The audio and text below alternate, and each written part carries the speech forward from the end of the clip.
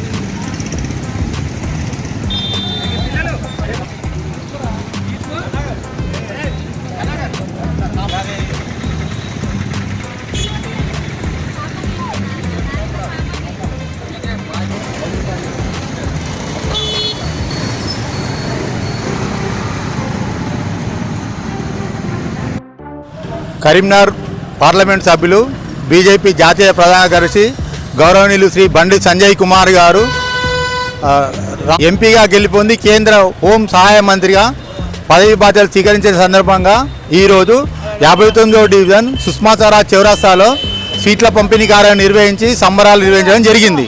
ఈ కార్యక్రమంలో ఒక సామాన్య కార్పొరేటర్ స్థాయి నుండి, అర్బన్ బ్యాంక్ స్థాయి నుండి, డైరెక్టర్ స్థాయి నుండి హోం శాఖ సహాయ మంత్రిగా ఒక సామాన్య కార్యకర్త ఇవ్వడం ఇది చాలా గర్వించదగ్గ విషయంగా మేము భావిస్తున్నాం. బీజేపీలో ఈ గౌరవం ప్రతి కింది స్థాయి కార్యకర్తకు తగ్గినట్టుగానే మేము భావిస్తున్నాం. కాబట్టి భారతీయ జనతా పార్టీలో ఎంత చిన్న స్థాయికైనా కార్యకర్తకైనా గౌరవం ఉంటాయని ఇది ప్రతి ఒక్కరి గౌరవంగా భావిస్తూ ఇది బండి సంజయ్ అన్నకు దక్కిన గౌరవానికి మేము ఎంతో గర్విస్తున్నాం. దీనికోసమే ఈ సంబరాలు నిర్వహించు 59వ సుష్మా స్వరాజ్ చౌరస్తాలో ఈరోజు స్వీట్ల పంపిణీ కార్యక్రమం నిర్వహించడం జరిగింది.